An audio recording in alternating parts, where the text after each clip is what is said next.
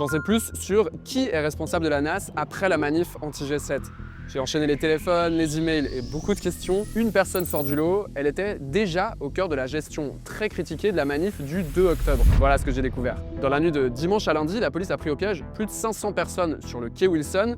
Beaucoup étaient innocentes, mais elles ont quand même dû passer la nuit sur le goudron et sans toilette pour rien. Cette NAS, elle a permis d'arrêter seulement 3 personnes qui ont ensuite été libérées. La police les soupçonne d'avoir fait partie de Black Bloc. Elle dit qu'elle enquête encore et que ce chiffre de 3 pourrait monter. J'ai demandé à la ministre de la Sécurité qui a ordonné cette NAS. Regarde et écoute bien qui elle mentionne. À partir du moment où la manifestation démarre, où on est dans un dispositif opérationnel, c'est le chef d'engagement qui a à la fois les compétences métiers, mais les compétences légales pour prendre toutes les décisions par rapport au dispositif de la manifestation. Donc sur la NAS, vous n'aviez pas votre mot à dire finalement. Alors, j'ai pas mon mot à dire et c'est normal que j'ai pas mon mot à dire. Cette judiciarisation avec des interpellations et des contrôles d'identité dans un contexte d'émeute, ça sonne un peu barbare. Ce que vous dites, c'est donc que tout d'un coup, on décide de déclencher une enquête pénale et essayer de choper toutes ces personnes, c'est ça? C'est l'intention effectivement qui est exprimée notamment par le procureur général à ce moment-là, qui est de dire « Ok, on a vraiment des émeutiers et dès lors, c'est une infraction pénale et donc la police doit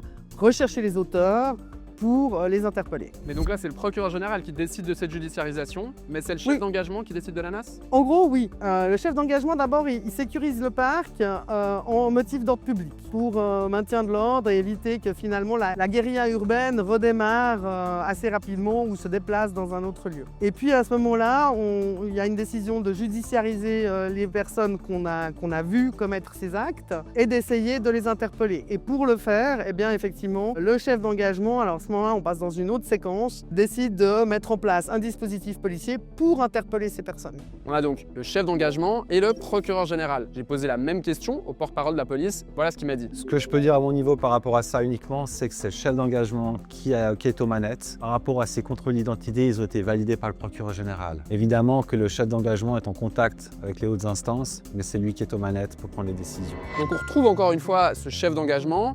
Par contre, contrairement à ce que dit la ministre, le procureur général, il aurait seulement validé les contrôles. J'ai aussi contacté le porte-parole du procureur général.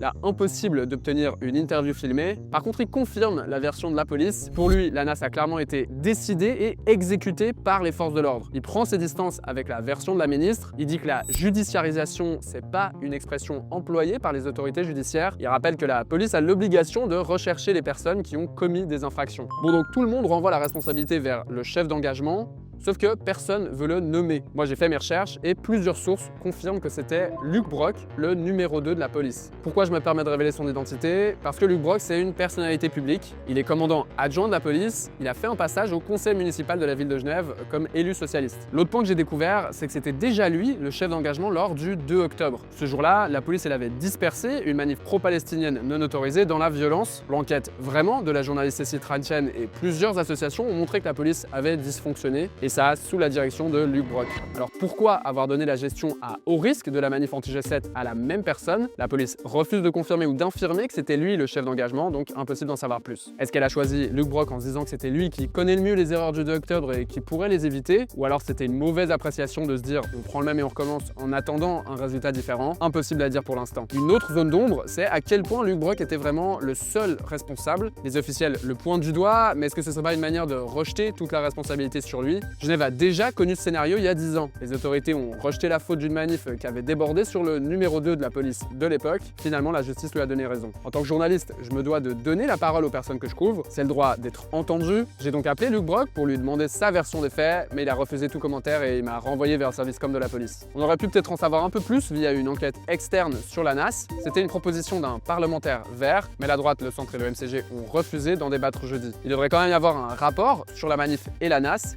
mais selon mes informations, c'est Luc Brock lui-même qui devrait l'écrire. Là aussi, j'ai demandé à la police de confirmer et de me dire si d'autres analyses seraient prévues. Réponse, strict devoir de réserve parce que des procédures sont en cours. On n'en saura pas plus pour l'instant, mais je vais encore creuser. Pour continuer de t'informer là-dessus, j'ai besoin de ton aide. Si tu peux me faire un don, clique sur le lien dans ma bio, sinon commente et partage cette vidéo. Merci et à la prochaine.